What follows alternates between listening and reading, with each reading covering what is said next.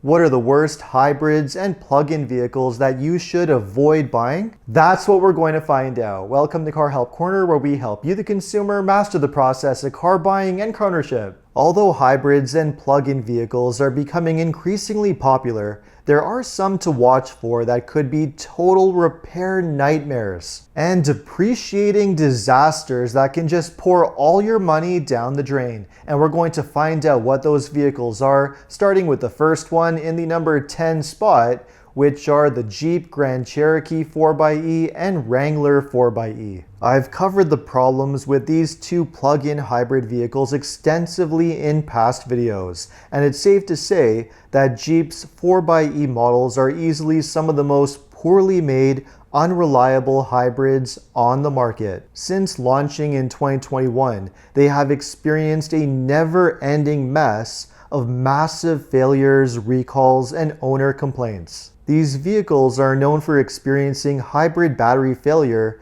engine failure, fires, and various electrical problems that can be challenging to diagnose and repair. They are overcomplicated disasters that were poorly engineered and poorly made, which is not that surprising coming from Jeep, so just stay away. And the disaster vehicles from Stellantis certainly do not end there, because the next vehicles that we have in the number 9 spot are the Dodge Hornet and Alfa Romeo Tonale plug-in hybrids. Again, these two are easily among the worst hybrids on the market. Just an awfully poor effort from a company that puts very little effort into build quality. Mechanically identical vehicles, the Hornet and Tonale, have been riddled with reliability issues since their launch, most being electronic related, leaving owners constantly coming in and out of the dealership with warranty issues. These models also use a tiny and overstressed 1.3-liter turbo engine, which is another potential long-term reliability problem.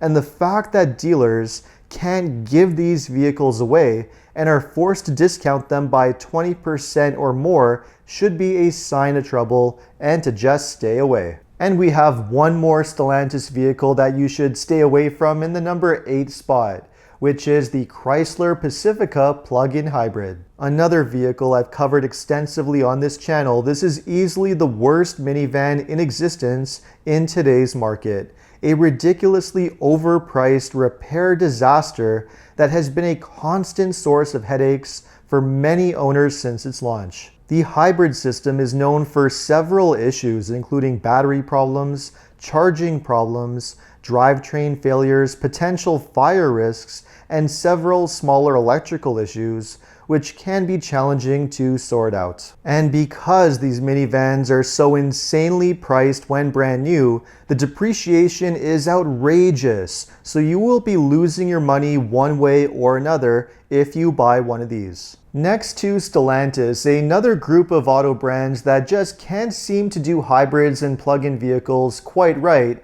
are many European luxury brands, such as the next one in the number 7 spot, which is the Mercedes GLC 350e. Mercedes is a company that struggles to make reliable versions of its normal gas engine vehicles, so add in the complexity of a hybrid system and you have a recipe for total disaster. The GLC is one of the company's most problematic vehicles, with below average build quality, drivetrain problems, electrical problems. They generally begin to fall apart around the time the warranty expires, and repairs beyond that point become outrageously expensive, which means it's safe to bet that the hybrid will be just about unrepairable at that point.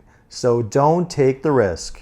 And it's not just hybrids that many European luxury brands have problems with. Many of their fully electric vehicles can be just as bad, such as the next ones in the number 6 spot, which are any of Mercedes EQ models. These are Mercedes all-electric models, and for the most part, they have been a total disaster. Underwhelmingly poor designs, tons of reliability issues, and atrocious resale value, sometimes up to 50% loss within the first year. They have been such a failure that Mercedes has officially decided to discontinue them and just offer electric options of their other regular models in the future. So don't even bother with them at this point. And next up for electric vehicle models from European brands, in the next spot at number 5, we have Audi and its e-tron models. The Audi e-tron, e-tron Q8, and Q4 have proven to be fairly underwhelming vehicles with disappointing performance, value, and well below average reliability.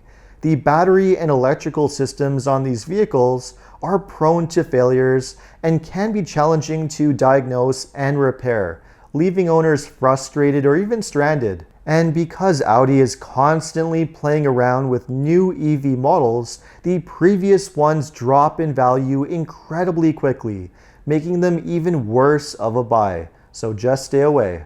And another electric vehicle that I would recommend avoiding in the number 4 spot is the Volkswagen ID4. This was meant to be Volkswagen's popular mainstream electric SUV, designed to overtake the Tiguan and win over buyers. But instead, the ID4 has turned out to be somewhat of a letdown. Like the Audi e-tron models, reliability is below average, with many electrical problems, software issues, and high voltage battery problems. And because Volkswagen initially priced them high and they have become slow sellers, resale value is not very good. The problem is that many electric vehicles are still in their first generation and are experiencing many common first generation problems, which are typical of any brand new vehicle with new unproven technology. And the next vehicle in the number 3 spot is a great example of that, which is the Chevrolet Blazer EV. The Blazer EV's first year on the market was quite a disaster. The vehicle launched with so many reliability problems that GM was forced to issue a stop sale so that they could sort out all the bugs. The result was that early buyers did not get a great initial ownership experience, and it was a similar situation for other similar GM EVs, such as the Cadillac Lyriq, which many owners have reported problems with, causing both models to receive the lowest ratings in Consumer Reports' 2025 reliability study. GM makes nice electric vehicles when they work properly, so if these models interest you, wait until GM has had enough time to fully sort out all the issues. What the GM situation demonstrates is that buying a brand new vehicle in its first year of production can be a major risk, and that goes double or even triple with an all-electric vehicle or other plug-in vehicle that has brand new unproven technology, which is why the next vehicles in the number 2 spot are any electric vehicle in its first year of production. There are many examples of this: the all-electric Jeep Wagoneer S, the plug-in hybrid Ram 1500 Ram Charger, the Lincoln Nautilus Hybrid, and several other similar examples. All extremely high-tech, complicated vehicles with new unproven electrical systems, and all from brands that already have questionable reliability to begin with. Not a recipe for success or saving money, and definitely a high likelihood of constant repair headaches. And I think the number 1 example of just how bad things can get with a brand new vehicle, especially an electric vehicle in its first year of production, is the number 1 vehicle of the list, which has to be the Tesla Cybertruck.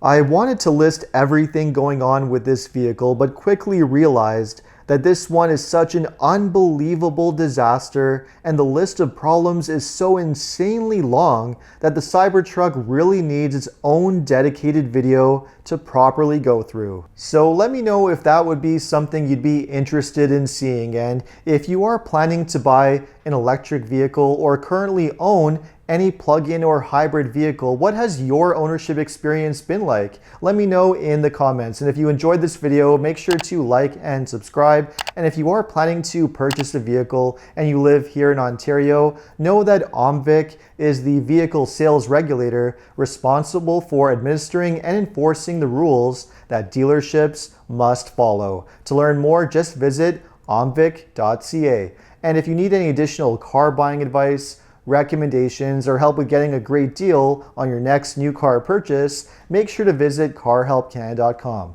Thanks so much for watching, and see you next time.